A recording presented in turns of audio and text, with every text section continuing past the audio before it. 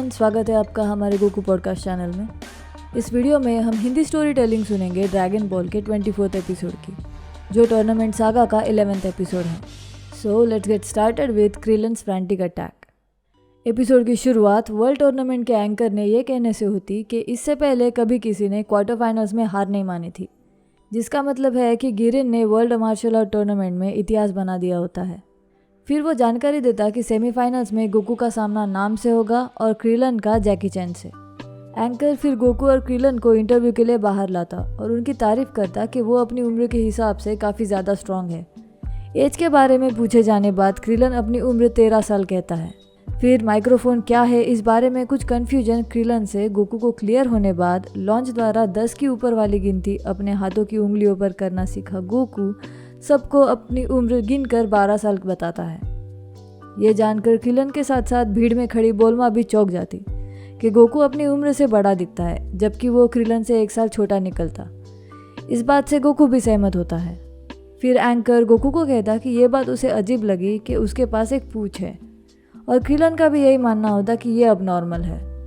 इसलिए गोकू अपनी पैंट उतार कर सबको दिखाता कि उसकी पूंछ असली है, जो देखने बाद सब एम्बैरेस्ड हो जाते कि गोकू को सोशल एटिकेट्स ही पता नहीं है।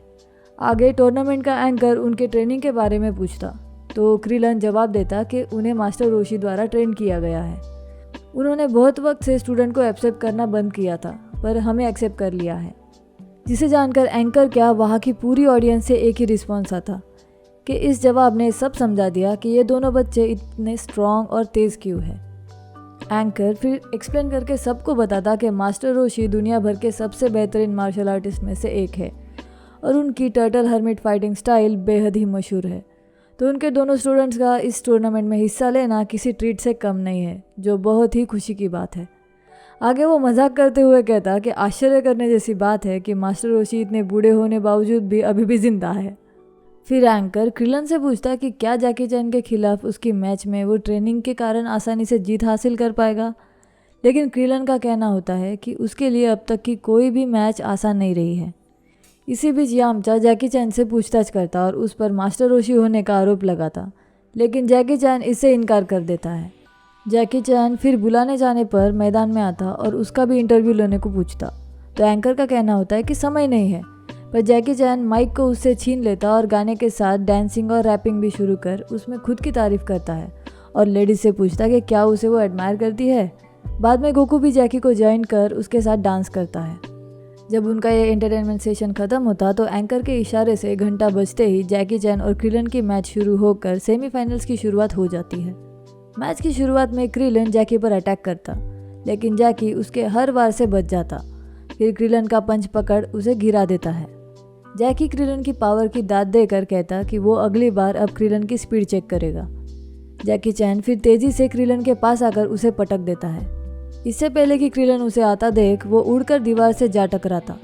ये देख बोल्मा कहती कि वो देख ही नहीं पाई कि क्रिलन वहाँ ऐसी हालत में कैसे पहुँचा। क्रिलन अब टेंशन में आ जाता, क्योंकि उसे लगने लगता कि बिना जैकी के अटैक देखे वो उससे कैसे लड़ पाएगा। तो पास में खड़ा गोकू उसे कहता कि उसने सब देखा। आगे वो क्रिलन को और ज़्यादा फोकस करने की सलाह देता, जिससे कि वो भी जैकी की स्पीड मैच कर सके, जिसे सुनकर अब क्रिलन फोकस्ड माइंड से लड़ना जारी रखता। आगे जैकी चैन क्रिलन को बोलता कि उसका पिछला मैच उसने स्लो मारा था, अब वो अगला पंच तेज़ मारेगा। ऐसा करते हुए जैकी अटैक करता, लेकिन इस बार उसे आता देख क्रिलन अपने मुक्के से उसका शॉट रोक देता है। इससे थोड़ा इम्प्रेस हुआ जैकी उसे बोलता कि शायद ही कभी ऐसे फाइटर से वो मिलता है जो उसके मूवमेंट्स देख पाते। तो जवाब में क्रिलन बोलता कि ये सब उसके मास्टर रोशी के कारण ही वो कर रहा है। आगे जैकी के हल्के वार से ही क्रिलन बिना हिले डुले ही मैदान के दूसरी ओर जा गिरता है। तो गोकू ने आवाज़ देकर हिम्मत बढ़ाने से क्रिलन एंकर के 10 तक गिनने से पहले ही अपने पैरों पर खड़ा हो जाता है। ये देख जैकी हैरानी से सोचता कि क्रिलन तो बहुत स्ट्रांग है, क्योंकि जब वो उसकी उम्र का था तब क्रिलन के कंपैरिजन में कम स्ट्रांग था। तभी एंकर जैकी चैन को लड़ाई रोकते हुए पूछता कि फाइट के दौरान हुआ क्या था, क्योंकि वो या ऑडियंस में से कोई भी वो सब बेहद ही तेज़ी से हो जाने से देख ही नहीं पाया होता। इसलिए जैकी धीमी स्पीड से लड़ाई की हर चाल को दोहराने को तैयार हो जाता। फिर वो दिखाता कि उसने कैसे क्रिलन पर दौड़कर हमला शुरू किया था, तो क्रिलन भी इसमें शामिल हो जाता और खुद के जैकी पर किए अटैक्स दिखलाता है। एक बार जब वो दोनों एक दूसरे के पास पहुंचते तो जैकी एक किक मारने की कोशिश करता, लेकिन क्रिलन वो देखकर डॉज करते हुए झुक जाता, फिर पंच मारने जाता, पर जैकी ने उस पर सरप्राइजिंगली थूकने से वो अपना मुक्का वापस खींच लेता। तो तुरंत जैकी भी पंच मारने वाला होता, तभी क्रिलन अपनी नाक से कुछ छींटे उस पर छिड़क देता है। ये सब दोनों को बहुत गंदा लगने से आखिरकार जैकी फाइट की स्ट्रेटजी बदलते हुए क्रिलन का ध्यान भटकाने को रॉक पेपर सीजर गेम में बदल पहला राउंड जीत लेता है। तो क्रिलन 2 में से 3 बाउट की मांग करता, तो जैकी हकीकत बताते हुए बोलता कि ये सब उसने बस उसको डिस्ट्रैक्ट करके फंसाने को किया था, ताकि जैकी को जीत आसानी से मिले। इसके बाद जैकी एंकर को बुलाकर उसे अपने को उठाने लगा था, ताकि वो क्रिलन के फेस पर की गई फैंसी राउंड हाउस किक सबको दिखा सके। उसके बाद एंकर को मैदान के दूसरी तरफ उसे ले जाने लगा था, जहाँ तक फिर वो कुंफू की कुछ एक्शंस करके उतरा था। तो क्रिलन भी अब एंकर को अपने पास बुलाते हुए उसे अपने को वहाँ तक ले जाने को कहता जहाँ वो उतरा था। उस बीच में एक फ्लिप भी शामिल थी, जो दिखाते वक्त एंकर के हाथ से क्रिलन सटक कर गिरने लगता, पर उसने वक्त रहते क्रिलन को पकड़ने से वो गिरने से बच जाता। फिर एंकर उसे लैंडिंग स्पॉट पे उतार देता है। इसी के साथ रिव्यू सेशन खत्म होते ही एंकर मैच जारी रखने को बोलता, तो दोनों तुरंत अपनी फाइटिंग पोजीशन लेकर लड़ाई शुरू करते हैं। क्रिलन को एहसास हो चुका होता कि वो ऐसे जैकी से जीत नहीं सकता, तो एक तरकीब आजमाते हुए वो जैकी की कमजोरी जानकर उसको भटकाते हुए लेडीज पैंटी उसके सामने फेंक देता, जिससे कि बौखलाया जैकी उसे उठाने को झपट्टा मारकर झुकता। तो क्रिलन मौके का फ़ायदा उठाते हुए उसे एक किक मारकर रिंग से बाहर उड़ाते हुए फेंक देता है। तो जैकी खुद को बचाने के लिए रिवर्स कामेहामेहा टेक्निक यूज़ कर मैदान में लौटता है, जिसे देख सब दंग रह जाते, क्योंकि ये सिर्फ मास्टर रोशी को ही आता है ऐसे सब जानते थे। तो एंकर भी जैकी की इसके लिए तारीफ करता है। अब क्रिलन घबराहट से परेशान है, क्योंकि उसे लगता था सिर्फ मास्टर रोशी और गोकू ही कामेहामेहा वेव यूज़ कर सकते हैं, लेकिन जैकी ने भी यूज़ करने से उसे समझ नहीं आता कि अब क्या करना है और आगे वो कैसे लड़ेगा। जैकी ने ऐसा करने से यामचा को पक्का यकीन होने लगता कि जैकी ही रोशी है। अब मैच में क्रिलन बौखलाकर गुस्से से जैकी पर बिना किसी स्ट्रेटजी के अपने सिर से हमला करने जाता, तो जैकी द्वारा डॉज किया जाता है, जिससे कि क्रिलन का सिर दीवार से टकराने से उसे चोट लग जाती है।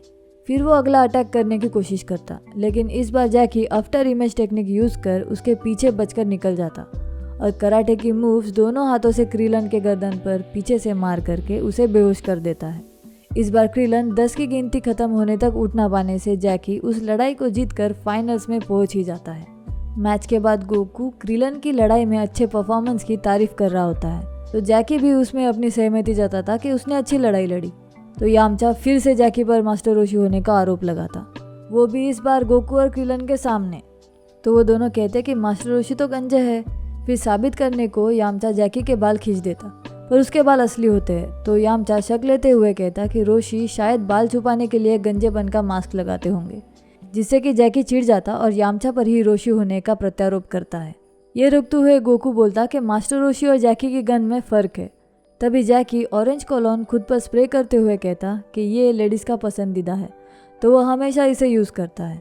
थोड़ी ही देर में एंकर अगली मैच के लिए गोकू और नाम को मैदान पर बुलाता है। जैकी नाम को ऑब्जर्व कर सोचता कि वो किसी सीरियस मैटर की वजह से ही आया है, तो यामचा शक की नज़र से अभी भी जैकी को देख रहा होता है। अब थोड़ी ही पल में मैच शुरू होने वाली है। आगे क्या होगा देखते हैं नेक्स्ट वीडियो में न्यू एपिसोड के साथ। अगर आपको ये वीडियो अच्छा लगे तो लाइक, कमेंट्स एंड शेयर भी कर दीजिएगा। हमारे चैनल गोकू पॉडकास्ट को सब्सक्राइब कर देना अगर अब तक ना किया हो तो।